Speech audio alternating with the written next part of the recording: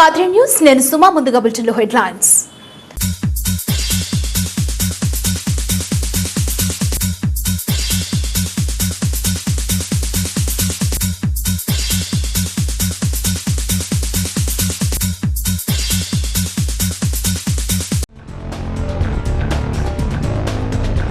కదిరిలో ఘనంగా ముఖ్యమంత్రి చంద్రబాబు నాయుడు జన్మదిన వేడుకలు. రోగులకు బ్రెడ్, పండ్లు పంపిణీ.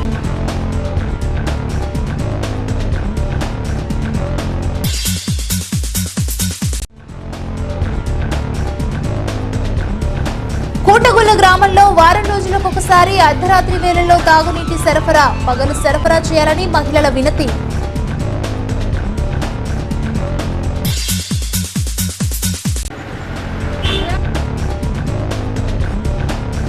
కదిరి కోనేరు సమీపాన ముళ్లపొదల్లో నవజాత శిశువు. ఆసుపత్రికి తరలించిన నరసింహుని భక్తుడు. బులెటిన్ డీటెయిల్స్ లోకి వెళ్తే రాష్ట్ర ముఖ్యమంత్రి నారా చంద్రబాబు నాయుడు 69వ జన్మదిన వేడుకలను కదిరిలో తెలుగుదేశం పార్టీ నాయకులు కార్యకర్తలు ఘనంగా నిర్వహించారు. ఈ రోజు కేక్ కట్ చేసి చంద్రబాబుకు శుభాకాంక్షలు తెలుపుతూ ప్రభుత్వ ఆసుపత్రిలో రోగులకు బ్రెడ్లు, పండ్లను పంపిణీ చేశారు. తెలుగుదేశం పార్టీ జాతీయ అధ్యక్షులు చంద్రబాబు నాయుడు నిండు నూరేళ్లు సుఖంగా జీవించాలని, రాష్ట్ర ముఖ్యమంత్రిగా జీవితకాల పాలన అందించాలని కోరుతూ పార్టీ నాయకులు కార్యకర్తలు ఈరోజు కదిరి శ్రీ లక్ష్మీ నరసింహస్వామి వారి ఆలయంలో ప్రత్యేక పూజలు నిర్వహించి 101 టెంకాయలను స్వామికి నివేదించిన అనంతరం కదిరి తెలుగుదేశం పార్టీ నాయకుడు, పార్టీ అభ్యర్థి కందికుంట వెంకటప్రసాద్ నివాసంలో కేక్ కట్ చేసి కార్యకర్తలకు కందికుంట పంపిణీ చేశారు. ఈ సందర్భంగా ఆయన మాట్లాడుతూ చంద్రబాబు తెలుగు యువత ఆధ్వర్యంలో ఈ కార్యక్రమం నిర్వహించబడిందని, చంద్రబాబు నాయుడు నిండు నూరేళ్లు ఆయుర ఆరోగ్యాలతో జీవించాలని, రాష్ట్ర అభివృద్ధికి జీవితకాలం ముఖ్యమంత్రిగా సేవలందించాలని ఆకాంక్షించారు. అనంతరం కార్యకర్తలు కదిరి ప్రభుత్వ ఆసుపత్రిలో రోగులకు బ్రెడ్, పండ్లను పంపిణీ చేశారు. కాగా కదిరి శాసనసభ్యుడు అత్తార్ చాంద్ భాషా నివాసం వద్ద టీడీపీ నాయకులు, కార్యకర్తలు చంద్రబాబు నాయుడు 69వ జన్మదిన వేడుకలు నిర్వహించి కేక్ కట్ చేసి పంచిపెట్టారు. ఈ సందర్భంగా వారు మాట్లాడుతూ చంద్రబాబు నిండు నూరేళ్లు ఆయుర ఆరోగ్యాలతో వర్ధిల్లాలని అభిలాషించారు. వాయిస్ 2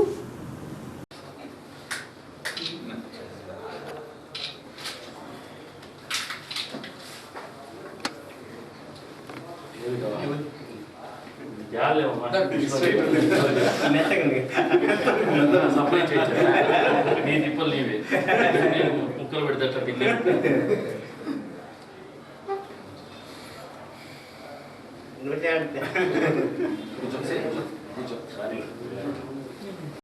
ఈరోజు రాష్ట్ర ముఖ్యమంత్రి నారా చంద్రబాబు నాయుడు గారి జన్మదినం. ఆ శుభ సందర్భాన్ని పురస్కరించుకొని ఈరోజు మేము ఇప్పుడే లక్ష్మీ నరసింహస్వామి దేవస్థానంలో ఆయన పేరుతో అర్చన చేయించి, అలాగే 101 కొబ్బరికాయలను అక్కడ సమర్పించి, తర్వాత ఇక్కడ మా లీడర్ అయినటువంటి ప్రసాద్ గారి దగ్గర ఆయన ఆఫీస్లో కేక్ కట్ చేసే కార్యక్రమం చేశాం. మేమందరం ఒకటే కోరుకుంటున్నాం, చంద్రబాబు నాయుడు గారు 100 సంవత్సరాల పాటు ఆయుర ఆరోగ్యాలతో ఉంటూ ఈ రాష్ట్రాన్ని పరిపాలించాలనేసి మా అందరి యొక్క అభిలాష, కోరిక. ఆ కోరికను ఆ లక్ష్మీ నరసింహస్వామి తప్పకుండా నెరవేరుస్తారని ఆశిస్తూ జై చంద్రబాబు నాయుడు. గౌరవనీయులు మాన్యశ్రీ నారా చంద్రబాబు నాయుడు గారి జన్మదిన సందర్భంగా ఈ రోజున తెలుగు యువత వారి ఆధ్వర్యంలో కేక్ కట్ చేసేటువంటి కార్యక్రమం జరుగుతున్నాం. మొదటిగా కదిరి నియోజకవర్గ తెలుగుదేశం పార్టీ కుటుంబ సభ్యులందరి తరఫున కూడా ముఖ్యమంత్రి గారికి జన్మదిన శుభాకాంక్షలు. ఇటువంటి నాయకులు దేశానికి కావచ్చు, రాష్ట్రానికి కావచ్చు చాలా అవసరం అనేది ప్రతి ఒక్కరు కూడా ఆలోచన చేస్తారు. అందులో భాగంగానే 2019 సార్వత్రిక ఎన్నికల్లో కూడా చంద్రబాబు నాయుడు గారి నాయకత్వం మీద నమ్మకంతోనే ఎన్నికలు జరిగాయి. భవిష్యత్తులో కూడా మళ్ళీ అధికారంలోకి తెలుగుదేశం పార్టీ ముఖ్యమంత్రిగా చంద్రబాబు నాయుడు గారు రావాలనే ఆలోచనతో మహిళలు, వృద్ధులు, యువకులు అందరూ యువత కూడా పెద్ద ఎత్తున ఓటింగ్లో పాల్గొని మళ్ళీ ఆయన ఆశీర్వదించినారు.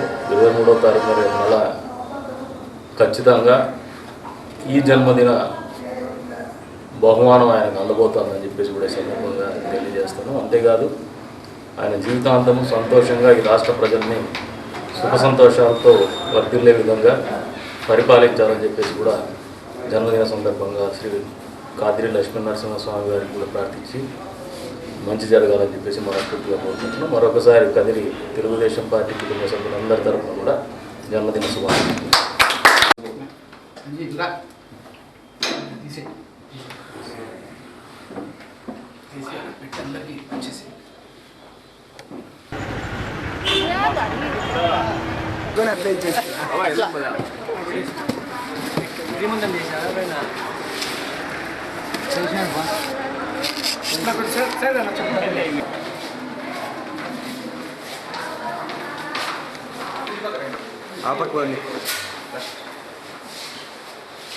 ఈరోజు చంద్రబాబు నాయుడు గారి పుట్టినరోజు అందుకని అది సంతోషం. చాలా సంతోషం. చంద్రబాబు నాయుడు పుట్టినరోజు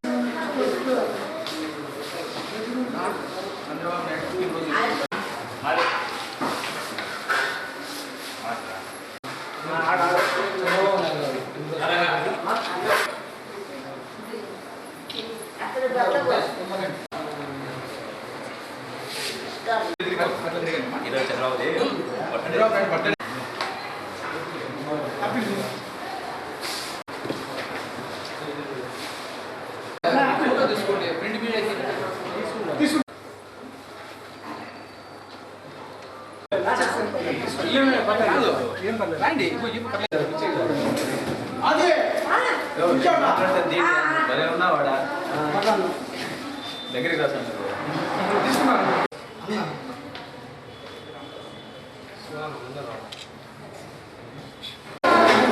ఈరోజు మా తెలుగుదేశం పార్టీ అధ్యక్షులు జాతీయ అధ్యక్షులు గౌరవ చంద్రబాబు నాయుడు గారి 69వ జన్మదినం సందర్భంగా మా కదిరి తెలుగుదేశం పార్టీ అధ్యక్షులు కందికుంట వెంకటప్రసాద్ గారి నివాసంలో ఆయన చేతుల మీదుగా కేక్ కట్ చేయించి అలాగే పవిత్రమైన కాదిరి లక్ష్మీ నరసింహస్వామి దేవాలయం ముందు 101 కొబ్బరికాయలు సమర్పించి ఇవాళ గవర్నమెంట్ హాస్పిటల్ నందు రోగులకి బ్రెడ్లు పండ్లు పంచడం జరుగుతుంది. ఆయన ఆయురారోగ్యాలతో ఉండాలి, అలాగే ఆయన నాయకత్వంలో మేము పనిచేయాలి అని కోరుకుంటాను. జన్మదినం జరుపుకుంటున్న ముఖ్యమంత్రి చంద్రబాబు నాయుడు గారికి ఆర్థిక శుభాకాంక్షలు. అలాగే వాళ్ళ కుటుంబము అంతా శ్రీ లక్ష్మీనరసింహ స్వామి ఆశీస్సులతో అని, అలాగే మళ్ళీ చంద్రబాబు నాయుడు ముఖ్యమంత్రి ప్రజల కష్టాలు తీర్చాలని చెప్పి మనసారా కోరుకుంటూ తెలుగుదేశం పార్టీ ప్రజలు అలాగే కార్యకర్తల తరఫున ప్రత్యేకమైన కృతజ్ఞతలు. నారా చంద్రబాబు నాయుడు గారి జన్మదినోత్సవం ఆ సందర్భాన్ని పురస్కరించుకొని మొదట లక్ష్మీనరసింహస్వామి దేవస్థానంలో ఆయన కుటుంబం పేరుతో అర్చనలు పూజలు చేయించాం. 101 కొబ్బరికాయలని అక్కడ సమర్పించాం. ఆయన ఆయురారోగ్యాలతో 100 సంవత్సరాల పాటు ఉండి ఈ ఆంధ్ర రాష్ట్రంలో ప్రజల యొక్క కష్టాలన్నింటినీ తీర్చుకుంటూ ముఖ్యమంత్రిగా ఆయన పదవిలో ఉంటూ రాష్ట్రాన్ని అభివృద్ధి చేయాలని కోరుకుంటున్నాం. అలాగే తెలుగుదేశం పార్టీ కుటుంబ సభ్యులైనటువంటి కదిరి నియోజకవర్గ అందరి తరఫున కూడా ఆయన జన్మదిన శుభాకాంక్షలు తెలుపుతూ తర్వాత రెండో కార్యక్రమంగా మా లీడర్ కందికొండ వెంకటప్రసాద్ గారి గృహంలో కేక్ కట్ చేశాం. నారా చంద్రబాబు నాయుడు గారి జన్మదినోత్సవం సంబంధించుకొని కేక్ కట్ చేయడం, అలాగే హాస్పిటల్కి వచ్చి ఇక్కడ ప్రభుత్వ ఆసుపత్రి నందు రోగులకి బ్రెడ్ పంపిణీ చేస్తున్నాం. ఇవన్నీ కూడా ఎందుకు చేస్తున్నామంటే తప్పనిసరిగా వాళ్ళ ఆశీస్సులు అందరూ కూడా ఇప్పుడు ఏదైతే హాస్పిటల్లో రోగులు బ్రెడ్లు పంపిణీ తీసుకున్నారో వాళ్ళు మనస్ఫూర్తిగా చంద్రబాబు నాయుడు గారు బాగుండి ఆయన రాష్ట్రానికి ముఖ్యమంత్రిగా ఉంటూ మా బాగోగులు చూడాలి అనేటువంటి సంకల్పం వారందరికీ కూడా ఆశీస్సులే చంద్రబాబు నాయుడు గారికి అందాలనేసి ఆశిస్తూ మేము ఈ కార్యక్రమం చేయడం జరిగింది. మరొక్కసారి కదిరి నియోజకవర్గ తెలుగుదేశం పార్టీ కుటుంబ సభ్యులు అందరి తరఫున కూడా చంద్రబాబు నాయుడు గారికి శుభాకాంక్షలు తెలుపుతూ ఆయన 100 సంవత్సరాలు ఆయురారోగ్యాలతో ఉండాలని కోరుకుంటూ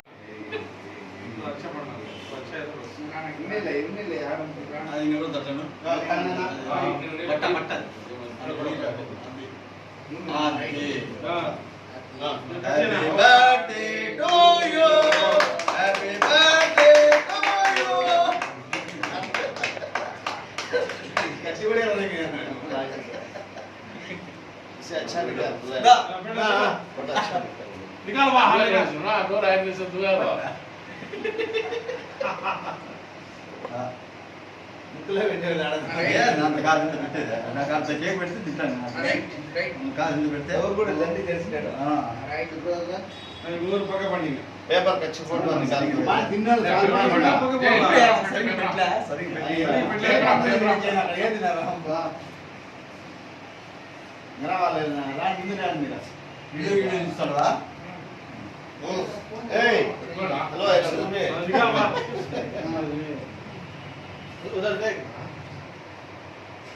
వీడియోలో ఏమైనా మాట్లాడాలా? నవ్య ఆంధ్రప్రదేశ్ రాష్ట్ర తెలుగుదేశం పార్టీ అధ్యక్షుడైనటువంటి గౌరవనీయులు శ్రీ నారా చంద్రబాబు నాయుడు గారి 69వ జన్మదిన సందర్భంగా ఈరోజు స్థానిక శాసనసభ్యుడు శ్రీ అత్తార్ చంద్రబాస పార్టీ ఆఫీస్ కార్యాలయంలో ఈ జన్మదిన వేడుకలు జరుపుకోవడం జరిగింది. ఈయన రాబోయే కాలానికి మా కాబోయే ముఖ్యమంత్రి మళ్ళా నారా చంద్రబాబు నాయుడు కాబట్టి మేమంతా ఈరోజు కాబోయే మళ్ళా ముఖ్యమంత్రికి మేమంతా ఘనంగా జన్మదిన వేడుకలు జరుపుకుంటాం. కదిరి మున్సిపాలిటీ నీటి కరువుకు కేంద్రంగా మారింది. కదిరి పట్టణంలోనే గాక పట్టణ శివారు గ్రామాల్లో కూడా తీవ్రమైన నీటి ఎద్దడి నెలకొంది. అర్ధరాత్రి నీరును విడిస్తే కూలీలు నీరెలా పట్టుకోగలరని ఆవేదన వ్యక్తం చేశారు. రోజుకు 50 రూపాయలు పెట్టి ఎంతకాలం నీరును కొనగలమని కూటగుళ్ల గ్రామ మహిళలు ఆవేదన వెల్లబుచ్చారు. కూటగుళ్ల ఎగువ ప్రాంతానికి నీరు రావడమే గగనమని, ఇక్కడ ఊరంతా పడుకున్న తర్వాత అర్ధరాత్రి 2 గంటలకు నీరు వదిలితే నిద్రలో ఉన్న వారికి ఎలా తెలుస్తుందని మహిళలు వాపోతున్నారు. పగలంతా కూలీ పనులు చేసుకువచ్చి రాత్రివేళ బాగా నిద్రపోతామని, ఈ సమయంలో అర్ధరాత్రి 2 గంటల సమయంలో నీరు వదిలితే తామెలా పట్టుకోగలమని వారు ప్రశ్నించారు. మంచినీరు గత వారం రోజులుగా రావటం లేదని, మున్సిపాలిటీలు కనీసం ట్యాంకర్లను కూడా సరఫరా చేయడం లేదని ఆవేదన వ్యక్తం చేశారు. దీంతో రోజుకు 50 రూపాయలు పెట్టి నీటిని ప్రైవేటు వ్యాపారుల వద్ద కొంటున్నామని ఆవేదన వ్యక్తం చేశారు. మున్సిపాలిటీ వారు వీధుల్లో బోరు పంపులను ఏర్పాటు చేస్తే అవసరమైన వారు వెళ్లి తెచ్చుకుంటారని అన్నారు. కోటగుళ్ల గ్రామంలో మున్సిపాలిటీ బోర్లను ఏర్పాటు చేయాలని డిమాండ్ చేశారు. ఎవరన్నా బోర్లు వేసిన వాళ్ళ దగ్గరికి పోయి తెచ్చుకొని పోసుకుంటాను. 1 నెల అవుతుంది నీళ్లు సరిగ్గా రాక. చూసుకుంటారు, మేము చూస్తాం అది చేస్తామని వెళ్ళిపోతారు. ఎవరు ఈ పక్క వచ్చేవాళ్ళు లేరు, చూసేవాళ్ళు లేరు. ఎవరు తీసుకుపోయిన ట్యాంకీలు పంపించరు, ఏం పంపించరు. ఫిల్టర్ నీళ్ళు ఎన్నని కొనుక్కుందాం చెప్పు. ఒక బిందె 6 రూపాయలు, క్యాన్ వచ్చి 10 రూపాయలు. ఎన్నని కొనుక్కుంటే అవుతాయి చెప్పున. ఇట్లా నీళ్ళు పంపించాలి కదా. నీళ్ళు బోర్ల కాటు పోయి మాకు కరెంటు కలుతుంది, మేము ఇచ్చి పెట్టమంటారు వాళ్ళు. అందుకే మేము ఫిల్టర్ నీళ్ళు కొనుక్కునేది అట్లా చిన్నగా గడుపుకుంటున్నాం. నీళ్ళు ఏమైనా మాత్రం రాలే. ఎప్పుడు అర్ధరాత్రి కాడ ఇచ్చి పెడతారు, 1 గంట కాడ మోటార్లు వేసుకునే వాళ్ళు పట్టుకుంటారు. మోటార్లు లేని వాళ్ళకి నీళ్ళే లేవు. వాళ్ళ ఇళ్ళల్లో బోర్లు వేసుకున్నారు. నా ఇళ్ళల్లో వాళ్ళ ఇళ్ళ కాటికి పోతే 2 బిందులు 1 బిందు ఇచ్చి పెడతారు. మాకు కరెంటు కలుతుందమ్మా అంటారు. ఇంకేటికి కొని పోతాం. అందుకే ఫిల్టర్ నీళ్ళే కొనుక్కుంటున్నాం మేము. కుళాయిలు లేవు. బోర్ వేస్తే ఒకటి, ఆడ స్థలం ఉంటే ఆడ ఈదికి ఒకటి బోర్ వేస్తే అందరూ లక్షణంగా పట్టుకుంటారు. ఇట్లా నీళ్ళు రానప్పుడు ఈ పక్కన ఆడే గాని ఒక్క బోరింగ్ లేదు. ఆడే గాని ఇక్కడ ఎక్కడే గాని ఒక్క బోరింగ్ గాని లేదు. ఏమన్నా కుళాయిలతో వస్తేనే మేము పట్టుకోవాలా, లేకపోతే నీళ్ళే లేవు. ఓ బోర్ వేసేసి బోరింగ్ వేసినా కానీ కొట్టుకుంటారు కదా చిన్నగా. బోరింగ్ లేవు, నీళ్ళు రాలేదన్నా కుళాయిలతో. కసుపు అది కాలువలు కానీ సరిగ్గా తీయడం లేదు. నీళ్ళు ఎప్పుడు 2 గంటలకు 3 గంటలకు వస్తే తెల్లారుకునే బంద్ అయిపోతున్నాయి. ఇప్పుడు వారం అయితే నీళ్ళే రాలే. బోర్లు వేసిన వాళ్ళు మోటార్లు వేసేస్తారు, మళ్ళీ నీళ్ళు రాకుండా అయిపోతాయి బజార్ నీళ్ళకు. ఇప్పుడు 1 వారం అయితే నీళ్ళే రావడంలే. నీళ్ళే రాలేనా. गलीज हिवा हाँ सब जो पानी आता नहीं है. रात हम घुट को मना 12 बजे 1 बजे ऐसा चे खातिर पानी वारम गेटे में आता नहीं है. मेहना हुआ आना को बरोबर పడితే చేస్తే ఎవరు చేసేవాళ్ళు, ఎవరు మాట్లాడిచ్చేవాళ్ళు ఉండరు. ఏం చేయాలి, నీళ్ళకి పోవాలా, తెచ్చుకోవాలా, తాగల. అట్లతో నీళ్ళు రాలా. వారం అయితే అంటది నీళ్ళు రాలా. నీళ్ళు ఏం కొనుక్కుంటాము, కొనుక్కోకుంటే జరగదు. ముసలి మొబ్బు కన్నులు కనపడవు. ఏం చేయాల నీళ్ళు రానోడు. పావులు ఆడుంటే అటు వాళ్ళ. నీళ్ళ కరువు ఎక్కువ అయిపోయిందండి. నీళ్లు రావడం లేదు. వారం 10 దినాలు నీళ్ళు ఇడిచడం లేదు. రాత్రిలో 2 గంటలు 3 గంటలకు ఇడుస్తారు. లేచిన వాళ్ళు పట్టుకుంటారు, లేని వాళ్ళకి నీళ్లు మళ్ళీ వారం 10 దినాల వరకు నీళ్ళు ఉండవు. ఏం నీళ్ళు ఇడిచలేదంటే అక్కడి నుంచి నీళ్ళు రావడం లేదు అని చెప్తున్నారండి. మేము ఇట్లయితే ఎన్ని రోజులని ఇట్లా మేము బాధలు ఎక్కడంటే అక్కడ పోయి నీళ్ళు మోసుకొని రావాలంటే మేము ఎక్కడ పోతాం ఆడోళ్ళం చెప్పండి. మాకేం బండ్లు ఉన్నాయి, ఆటోలు ఉన్నాయి, అమ్మున్నాయి, మేము తెచ్చుకునేకి ఏమీ లేవండి. మాకు బండులు లేవు, ఏమి లేవు. మాకు ఇక్కడ నీళ్ళు ఎత్తు బజార్ ఇది అని చెప్పి పై బజార్ అని ఊరంతా వదిలిన తర్వాత ఇక్కడ నీళ్ళు ఇడుస్తారు. అంతలోకి ట్యాంకీ నీళ్ళు అయిపోయినాయని చెప్పేసి బంద్ చేసేస్తారు. మళ్ళీ 3 రోజుల తర్వాత నీళ్ళు రావండి. ఇదే అండి సమస్య. అయితే అదే చెప్పేది, ఓట్లకైతే వస్తారు, ఓటేయండి అని. ఓట్లు అయినప్పుడైతే నీళ్ళు రావడం లేదు. ఆడు వాళ్ళు ఇంకోతాను వాళ్ళని బిగించండి అని ఎంతగా ఈ బజార్ వాళ్ళందరూ అడుక్కుంటా అన్నా కూడా ఎవరు పట్టించుకోవడం కూడా లేదు. మళ్ళీ వాళ్ళు నీళ్ళు ఎట్లా చేసుకుంటారు? బోర్లు ఉండోళ్ళు బోర్లు పట్టుకుంటారు. వాళ్ళు నీళ్ళు మాదంటే బాడిగిళ్ళు ఇది ఇసిపెట్టాను, సొంత ఇంట్లో వాళ్ళు ఎక్కడ పోతారు? నీళ్ళు అవసరమా? మేము నీళ్ళు లేదు, మేమేం చేయాలా? రాలే తల్లి, మాకు నీళ్ళే రాలి సార్. మాకు నీళ్ళు లేదు, మేమేం చేయాలా? నీళ్ళు లేక కాలు బాడావు, మేము నీళ్ళు లేక ఏం తాగు మాట్లాడుకుందామా? కొనుక్కుంటాను సార్ మేము. నీళ్ళతోనే ఇబ్బంది మాకు, ఇంకేం లేదు. మేము ఎక్కడ పోలేము, మాకు మోకాల నొప్పులు ఎక్కువ. మగవాళ్ళు ఇంటి దగ్గర ఉండరు, ఆ మోటార్ వేసినా నీళ్ళు ఎక్కడం లేదు. అదే మా ప్రాబ్లం అప్ప, నీళ్ళ ప్రాబ్లం తప్ప ఏం లేదు. చాలా ఇబ్బంది. అయినా మాకు ఆరోగ్యాలు కూడా బాగాలేవు, దూరం పోయి తెచ్చుకోలేము.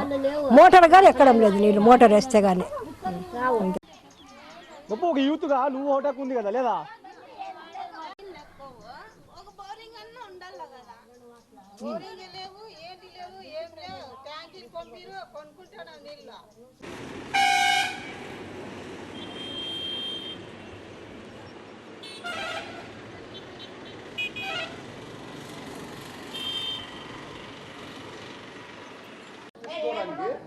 ఇప్పుడు ఈ కాలంలో ఇవన్నీ నిరంతరం ఇట్లే ఉన్నాయి కదా, పొద్దున కూర్చోవాలన్నా కానీ వాసనే కదా. అదంతా వదిలేదు, పొద్దున్న నిద్ర లేచిన నుంచి నీళ్ళు కావాలి కదా. అదే దానికోసం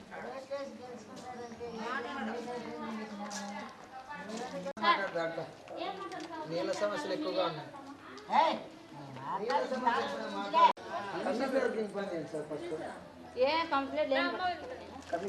కావాలంటే ఇబ్బంది పడుతున్నారు.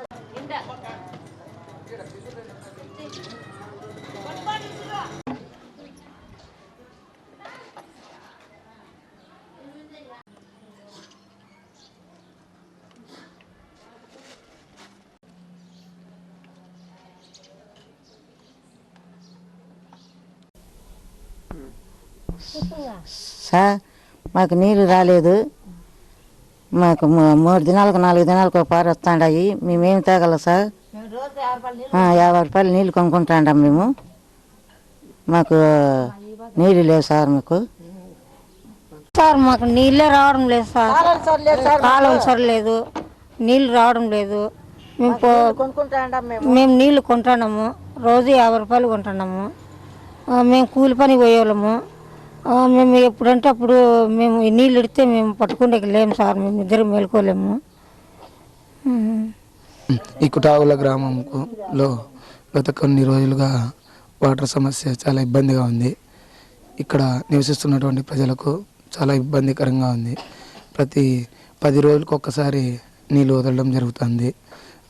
కాలువలు కూడా ఇంకా కొంచెం పరిశుభ్రంగా ఇప్పుడు చేస్తున్నారు, ఇంకా కొంచెం బాగా క్లీన్ చేస్తే ఇంకా బాగుంటుంది. అలాగే నీళ్ళ సమస్య మాత్రం తాగడానికి నీరు చాలా అవసరం. కాబట్టి అలాంటి నీటి సమస్యను పరిష్కరించే కౌన్సిలర్లకైనా మా కుటావుల గ్రామ ప్రజలంతా మద్దతు ఇస్తారని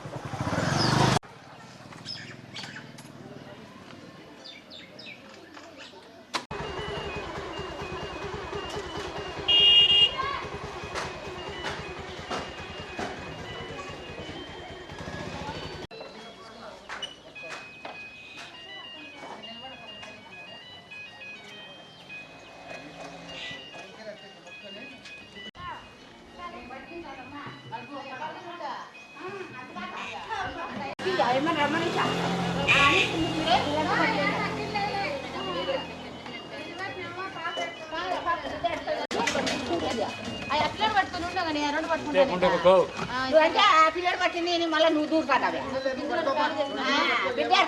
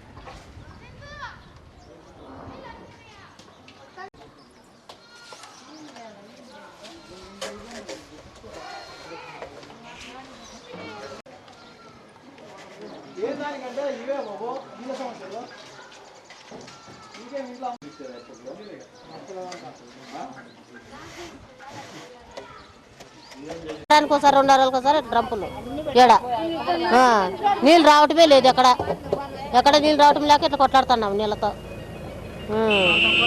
సొంత కుళాయి లేపించుకునే కూడా కొట్లాడుతున్నారు నీళ్ళు ఉంటే అది వాళ్ళు పరిగెత్తల్లా నీళ్ళే రాలేదు నేనా మాతృత్వం ఒక తియ్యటి కళ. ఆ కళ విషం నింపుకుంటే జరిగే అనర్థాలకు అంతే ఉండదు. కన్న తల్లి నవజాత శిశువును కన్న కొద్ది గంటలకే బిడ్డను నిర్దాక్షణ్యంగా ముళ్ల పొదల్లో విసిరేసిన సంఘటన ఒకటి వెలుగులోకి వచ్చింది. మండు టెండలో ఆ శిశువు ఎంతసేపు గుక్క పెట్టింది ఎవరికి తెలియదు. కానీ ఓ యువకుడు ఆ బిడ్డను కదిరి ప్రభుత్వ ఆసుపత్రికి తరలించాడు. కదిరి పట్టణంలోని శ్రీ లక్ష్మీ నరసింహస్వామి వారి భృగుతీర్థం వద్ద శుక్రవారం ఒక భక్తుడు సెల్ఫీలు తీసుకుంటుండగా ఒక పసిబిడ్డ ఏడుపు వినిపించింది. ఆ భక్తుడు నాని ఆ ఏడుపు వస్తున్న వైపు తదేకంగా చూడటంతో ముళ్ల పొదల్లో ఒక పసిబిడ్డ పడి ఉండటాన్ని గమనించాడు. తన హృదయం కదిలిపోయింది. వెంటనే బిడ్డను తీసుకుని కదిరి ప్రభుత్వ ఆసుపత్రికి తెచ్చి అప్పగించాడు. ఆసుపత్రి సిబ్బంది పసిబిడ్డను పరీక్షించి కొన్ని గంటల ముందే ఈ బిడ్డ పుట్టిందని నిర్ధారణ చేసి తక్షణం ప్రాథమిక చికిత్స అందించారు. నెలలు పూర్తిగా నిండక ముందే పుట్టిన బిడ్డను ఇంటెన్సివ్ కేర్లో ఉంచి అవసరమైన అత్యవసర వైద్య సేవలు అందించాలని డాక్టర్లను సూచించారు.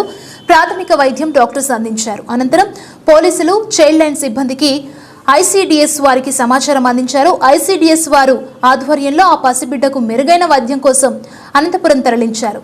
ఆ బిడ్డ ప్రాణాలు కాపాడేందుకు ఆ భగవంతుడే భక్తుని రూపంలో వచ్చాడని కొందరు మహిళలు వ్యాఖ్యానించారు.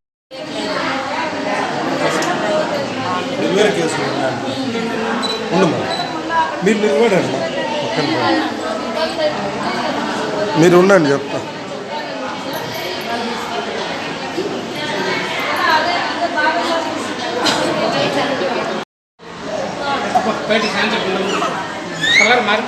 రామా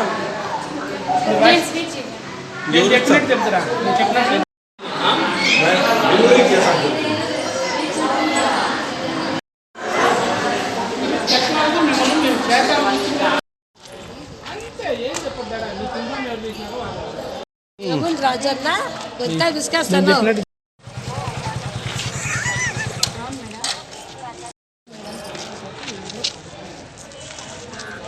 పక్కన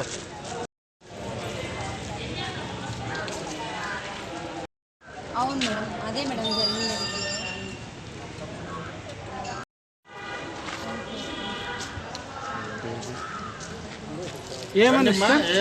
ఏమన్నారమ్మా? కాదు మా ఇప్పుడు మీ ఏమంటుంది మమ్మీ? మేడము సిడిపో మేడం ఏమనలేదు సార్. అనంతపురం బేబీ వచ్చి కోనేరు దగ్గర అక్కడ పెట్టేసి వెళ్ళిపోయినారు వేరే వాళ్ళు. నానే అనే అబ్బాయి వచ్చి ఇక్కడ హాస్పిటల్లో అడ్మిషన్ చేయడం జరిగింది. మేము ఐసీడీఎస్ వాళ్ళు హాజరయ్యి, మేము చైల్డ్ లైన్ వాళ్ళము ఐసీడీఎస్ వాళ్ళు హాజరయ్యి మేడంతో మాట్లాడిన తర్వాత బేబీ కండిషన్ రెండు క్రిటికల్గా ఉంది, అనంతపురం రిఫర్ చేసి అక్కడ బేబీని ఐసీపీఎస్లో ఉంచితే ఒక 3 days అక్కడ చూసిన తర్వాత అక్కడ రిఫర్ చేస్తామని అన్నారు మేడం గారు. అంతే.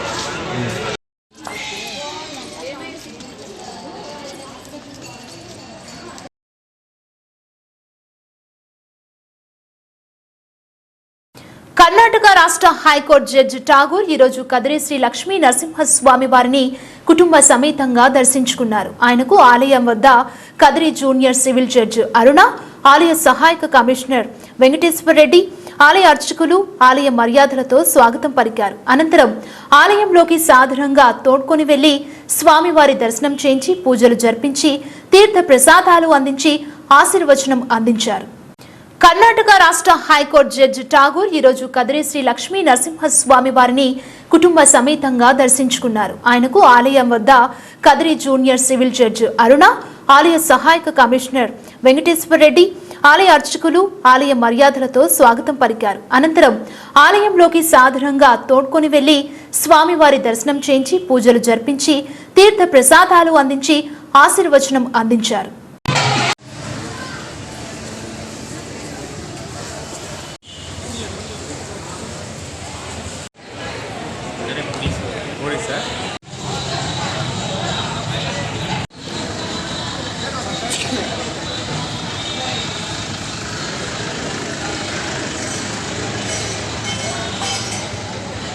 దేశంలో ముస్లింలు అభివృద్ధి చెందాలంటే జస్టిస్ సచార్ కమిటీ నివేదికను అమలు చేయాలని ముస్లిం వర్గాలు డిమాండ్ చేశాయి. కదిరిలో ముస్లిం మైనారిటీల నాయకులు ఈరోజు సమావేశమై స్వర్గీయ జస్టిస్ రాజేంద్ర సచార్ కి ప్రథమ వర్ధంతి సందర్భంగా నివాళులర్పించారు. ఈ సందర్భంగా ఆయన కమిటీ నివేదికలోని కొన్ని అంశాలను వివరించారు. దేశంలోని ముస్లింల పరిస్థితులపై అధ్యయనం చేయడానికే కాంగ్రెస్ ప్రధాని మన్మోహన్ సింగ్ జస్టిస్ రాజేంద్ర సచార్ నేతృత్వంలో ఒక కమిటీని నియమించారని, ఈ కమిటీకి దేశవ్యాప్తంగా దాదాపు 20 నెలల పాటు పర్యటించి ఒక సమగ్ర నివేదికను ప్రభుత్వానికి సమర్పించిందని తెలుగుదేశం పార్టీ మైనార్టీ నాయకుడు ఆరిఫ్ వలీ అన్నారు. ఈ కమిటీ సమర్పించిన నివేదిక దేశంలోని ముస్లిం స్థితిగతులను బహిర్గతమయ్యాయని అన్నారు. దేశంలో ముస్లింల అభివృద్ధి చెందటానికి ఏం చర్యలు తీసుకోవాలో కూడా ఆ కమిటీ స్పష్టంగా పేర్కొందని, కానీ కాంగ్రెస్ ప్రస్తుత బీజేపీ ప్రభుత్వాలు ఈ నివేదికను కనుమరుగు చేశాయని దుయ్యబట్టారు. దేశంలో ముస్లింల అభివృద్ధికి ప్రధానంగా విద్య అవసరమని, అందరికీ విద్య అందించితే వారిలో ఆత్మవిశ్వాసం పెంపొందుతుందని, వారి ఆర్థిక అభివృద్ధికి ప్రభుత్వాలు చేయూత అందించాలని, రాజకీయంగా వారికి రిజర్వేషన్లు కల్పించాలన్నారు.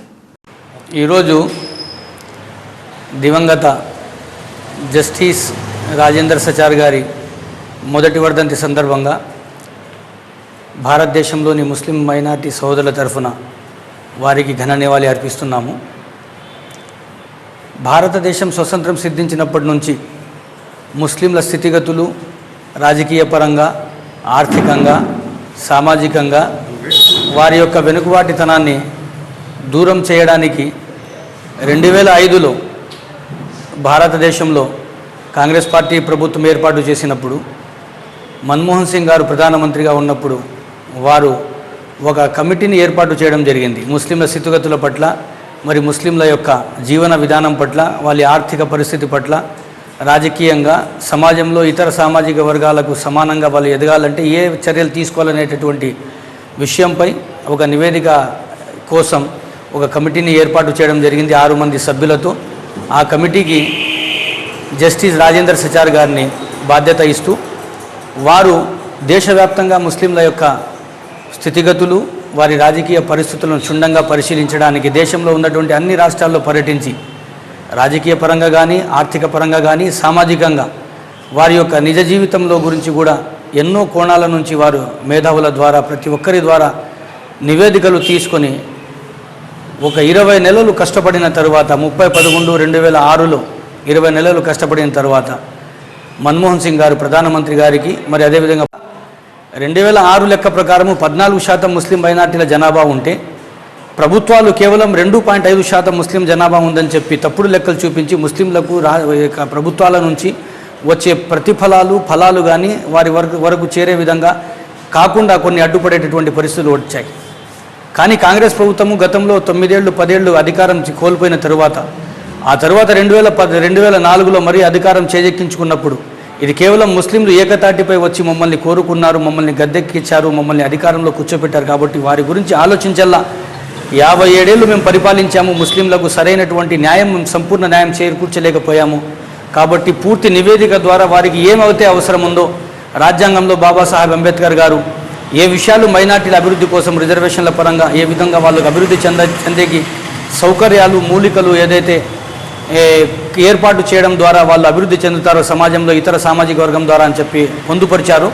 వాటి గురించి క్షుణ్ణంగా పరిశీలించడానికి ఈ నివేదిక ఇచ్చినటువంటి 403 పేజీల యొక్క నివేదిక, ఈ కమిటీ ఇచ్చిన నివేదిక ఎంతో దోహదపడింది. అప్పుడు వెంటనే చిదంబరం గారు పార్లమెంట్లో ఆ రోజు 2004లో ఆర్థిక మంత్రిగా ఉన్నటువంటి చిదంబరం గారు ఆ రోజు ఒక కమిటీ ఏర్పాటు చేయడం జరిగింది, NMDFC అని, national minority development finance corporation అని చెప్పి. ఆ కమిటీ ద్వారా ఒక ప్రత్యేకమైనటువంటి బడ్జెట్ను కేటాయించి ఈ యొక్క నివేదిక కమిటీ సచార్ కమిటీ ఇచ్చినటువంటి నివేదికను, ఆ నివేదికలో పొందుపరిచిన ముస్లింల స్థితిగతులను వారికి సమాజంలో రాజకీయ పరంగా ఆర్థిక పరంగా అన్ని విధాలుగా అభివృద్ధి చెందాలంటే ఏ విధమైనటువంటి చర్యలు తీసుకోవాలనేటటువంటి ఆలోచన దృక్పథంతో ఒక కొత్తగా ఒక అధికమైనటువంటి బడ్జెట్ కేటాయించడం జరిగింది. ఆ రోజు బడ్జెట్ కేటాయించినా కూడా ఆ బడ్జెట్ యొక్క పూర్తి ప్రతిఫలము ముస్లిం మైనార్టీ సామాజిక వర్గానికి చెందలేదు. కాబట్టి భారతదేశంలో సచార్ కమిటీ నివేదికలో పొందుపరిచిన కొన్ని విషయాలు, ఎస్సీ ఎస్టీలు, షెడ్యూల్ క్యాస్ట్ షెడ్యూల్ తెగలలో ఉన్నటువంటి నివాసం వాళ్లకు సంబంధించినటువంటి స్థితిగతులు, వాళ్ళ జీవనాధారాలు మరియు వాళ్ళ జీవన పరిస్థితుల కంటే హీనంగా ముస్లిం సమాజంలో జీవన పరిస్థితులు ఉన్నాయి. మరి అదేవిధంగా బీసీల కంటే చాలా వెనుకబడి ముస్లిం సమాజం వెనుకబడి ఉంది, రాజకీయ పరంగా, ఆర్థిక పరంగా, విద్యాపరంగా, మరియు సమాజంలో వాళ్ళు జీవించేటటువంటి విధానపరంగా కూడా చాలా వెనుకబడి ఉన్నారు. కాబట్టి వాళ్ళలో మార్పు రావాలి, భారతదేశంలో సమాన పౌరులుగా వాళ్ళు అందరితో సమానంగా ఎదగాలి, అన్ని కోణాలలో వాళ్ళు అభివృద్ధి చెందాలని చెప్తే ఈ యొక్క సచార్ కమిటీ నివేదిక జస్టిస్ రాజేంద్ర సచార్ గారు దివంగత ఈ యొక్క మైనార్టీల అంబేద్కర్గా వాళ్ళని అభివర్ణిస్తున్నాము. వారు ఇచ్చినటువంటి విషయాలు, ఆ 403 పేజీలలో పొందుపరిచినటువంటి నివేదిక విషయాలు ఖచ్చితంగా ప్రభుత్వాలు అమలు చేయాలి. కానీ రాజకీయ కోణంలో అప్పుడు కూడా బీజేపీకి సంబంధించినటువంటి మిత్రపక్షాలు వ్యతిరేకిస్తూ వచ్చాయి. 2014లో గుజరాత్లో ఆ యొక్క బిల్లుకు వ్యతిరేకంగా వాళ్ళు కేవలం ఒక కులానికి ఒక మతానికి ప్రాతినిధ్యం వహించే విధంగా ఈ బిల్లు ఉందని చెప్పి దాన్ని తిరస్కరించడం జరిగింది. కానీ వీళ్ళు ఇచ్చిండేటి కేవలం ఒక ముస్లిం సమాజము వెనుకబడిన తనానికి ఆసరాగా వాళ్ళకి అభివృద్ధి చెందే విధంగా చర్యలు తీసుకోవాలని చెప్పి నివేదిక ఇచ్చారే తప్పితే ఒక కులానికి కానీ ఒక మత ప్రాతిపదికన వీళ్ళు రిజర్వేషన్లు కావాలని చెప్పి కోరడం లేదు. కాబట్టి ఈ యొక్క సచార్ కమిటీ ఇచ్చినటువంటి నివేదిక, ఆ 6 మంది సభ్యులు 20 నెలలు కష్టపడి దేశంలో ఉన్నటువంటి పరిస్థితులు, ముస్లింల పట్ల జరుగుతున్నటువంటి అన్యాయము, వెనుకబాటుతనానికి దాన్ని దూరం చేసి ముస్లింలు కూడా సమాజంలో భారతదేశంలో ఉన్నటువంటి అందరితో సమానంగా ఎదగాలి, అభివృద్ధి చెందాలి, వాళ్ళు కూడా అందరితో పాటు రాజకీయంగా, ఆర్థికంగా, సామాజికంగా అన్ని రంగాలలో అభివృద్ధి చెందాలి, అభివృద్ధి పథంలో నడవాలంటే ఖచ్చితంగా వాళ్ళు ఇచ్చినటువంటి నివేదికలో కొన్ని అంశాలను, భాగాలను ప్రభుత్వాలు కన్సిడర్ చేయాలి. ప్రభుత్వాలు దాన్ని ఖచ్చితంగా దృష్టిలో పెట్టుకొని మైనార్టీలకు న్యాయం చేసే దిశగా తీసుకుపోవాలి. కానీ ప్రస్తుత పరిస్థితుల్లో భారతదేశంలో అటు రాజకీయంగా కేంద్ర స్థాయి నుంచి కానీ రాష్ట్ర స్థాయి నుంచి కానీ మైనార్టీలను ఓటు బ్యాంకులుగా మాత్రమే అన్ని రాజకీయ పార్టీలు ఓటు బ్యాంకు కోణంలో మాత్రమే చూస్తున్నాయి. సీట్లు కేటాయించే విషయాల్లో కూడా అరాకొరా సీట్లు ఇచ్చేసి చేతులు దులుపుకుంటూ ఉన్నాయి. దీనికి ఒక ముఖ్య కారణం ఏమంటే మైనార్టీలో ఉన్నటువంటి ఐకమత్య రాహిత్యం, నిరక్షరాస్యత. కాబట్టి దాన్ని దూరం చేసి సమానంగా మనం భారతదేశంలో అందరితో పాటు సమానంగా మేము అభివృద్ధి చెందాలి, భావితరాలు, మా యొక్క వచ్చే తరాలు అందరితో సమానంగా రాజకీయ పరంగా, ఆర్థిక పరంగా అన్ని రంగాల్లో అభివృద్ధి చెందాలంటే ఖచ్చితంగా ఆర్థిక పరిస్థితులు మావి బాగుపడాలంటే ఒకటి అక్షరాస్యత, నిరక్షరాస్యతను దూరం చేయాలి, ప్రతి ఒక్కరు చదువుకోవాలి. అదేవిధంగా రాజకీయ రిజర్వేషన్లు కానీ, మన విద్యాపరంగా ఉన్నటువంటి రిజర్వేషన్లు కానీ ఎస్సీ ఎస్టీ కులాలకు ఏ విధంగా పొందుపరిచే వాళ్లకు లబ్ధి పొందుతున్నాయో అదేవిధంగా ముస్లిం సమాజానికి కూడా వాళ్ళలో తెగలుగా మమ్మల్ని విడదీయకుండా పఠాన్లకు, మొఘళ్లకు, సయ్యద్లకు ఇలా లేదని చెప్పకుండా ప్రతి ఒక్కరికి రిజర్వేషన్లు వర్తించే విధంగా చేయాలి. అది దామాషా ప్రకారం రిజర్వేషన్లు కేవలం ఎస్సీ బీసీఈలుగా కొంతమంది షేక్లను ఇతర కులాలను కాకుండా వాళ్ళతో పాటు సమానంగా సయ్యద్లను కానీ, అదేవిధంగా పఠాన్లను కానీ, మొఘల్ కానీ ఇతర భాగాలుగా ఉన్నటువంటి ముస్లింలలో ప్రతి ఒక్కరికి రిజర్వేషన్లు కల్పించి ఆర్థికంగా, రాజకీయ పరంగా అన్ని విధాలుగా మమ్మల్ని అభివృద్ధి పరిచే విధంగా పార్టీలు కానీ ప్రభుత్వాలు కానీ చొరవ చూపాలి. అదేవిధంగా భారతదేశంలో మొట్టమొదటిసారిగా ముస్లింలకు ఇచ్చే బడ్జెట్లో, మైనార్టీలకు ఇచ్చే బడ్జెట్లో సప్లాన్ ప్రకటించినటువంటి చంద్రబాబు నాయుడు గారికి కూడా మనస్ఫూర్తిగా మేము అభినందనలు తెలియజేసుకుంటున్నాము. కేవలము ప్రభుత్వము ఇచ్చే బడ్జెట్లు కానీ, ప్రభుత్వం ఇచ్చే మనకు ప్రతిఫలాలు కానీ పేపర్ల వరకు కాకుండా వాటిని ముస్లిం సమాజం వరకు చేరదీసే విధంగా, ముస్లింల ప్రతి ఒక్కరికి లబ్ధి పొందే విధంగా, వారికి చేకూర్చే విధంగా ఆయా పార్టీలో ఉన్నటువంటి మైనార్టీ నాయకులు కూడా చొరవ చూపాలని చెప్పి, ఆయా పార్టీలో ఉన్నటువంటి మైనార్టీ నాయకులు కూడా దానికి కట్టుదిట్టమైనటువంటి ప్రణాళిక రూపొందించాలని చెప్పి సందర్భంగా తెలియజేసుకుంటూ, మరొక్కసారి మైనార్టీల అంబేద్కర్గా అభివర్ణించే మన యొక్క జస్టిస్ రాజేందర్ సచార్ గారికి మొదటి వర్ధంతి. దేశంలో ముస్లిం సమాజంలో ఉన్నటువంటి ఎంతో పదవులు అనుభవించిన రాజకీయ నాయకులు చేయనటువంటి సహాయము, మా యొక్క స్థితిగతుల పట్ల అవగాహన మాకు కల్పించినటువంటి రాజేందర్ సచార్ గారికి మనస్ఫూర్తిగా ఘన నివాళి అర్పించుకుంటూ, వారి కుటుంబ సభ్యులకు కానీ వారి ఆశయాలను పంచి పెరిగేటటువంటి ప్రతి ఒక్కరికి మంచి జరగాలని చెప్పి సందర్భంగా కోరుకుంటూ, రాష్ట్రంలో ఏర్పడే ప్రభుత్వాలు కానీ రాబోయే రోజుల్లో కేంద్రంలో ఏర్పడేటటువంటి ప్రభుత్వాలు కానీ మైనార్టీలను ఓటు బ్యాంకులుగా చూడకుండా, ఒక కుల ప్రాతిపదికన ఒక సామాజిక వర్గంగా చూడకుండా, భారతదేశంలో ఉన్నటువంటి 125 కోట్ల మందిలో మేము కూడా సమాన భాగంగా భావించి మా ఎదుగుదలకు, మరి ఆర్థిక మా పరిస్థితులకు, మా రాజకీయంగా మేము ఎదగడానికి దోహదపడాలని చెప్పి, తోడ్పడాలని చెప్పి, మాకు సహాయ సహకారాలు అందించాలని చెప్పి, అటువంటి వారికే భవిష్యత్తులో మా ముస్లిం సమాజం కూడా మద్దతు పలకాలని చెప్పి సందర్భంగా తెలియజేసుకుంటూ సెలవు తీసుకుంటాం.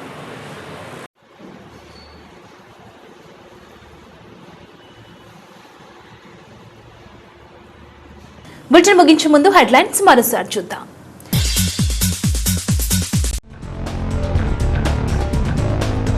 కదిరిలో ఘనంగా ముఖ్యమంత్రి చంద్రబాబు నాయుడు జన్మదిన వేడుకలు, రోగులకు బ్రెడ్ పండ్లు పంపిణీ.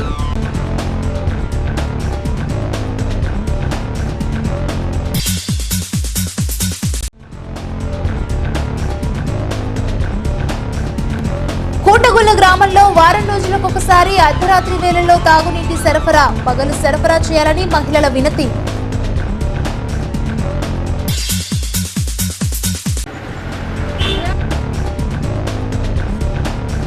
కదిరి కోనేరు సమీపాన ముళ్లపొదల్లో నవజాత శిశువు, ఆసుపత్రికి తరలించిన నరసింహుని భక్తుడు. చూశారు కదా, ఇవి బులెటిన్ అప్డేట్స్. మరిన్ని అప్డేట్స్ కోసం చూస్తూనే ఉండండి కదిరి న్యూస్.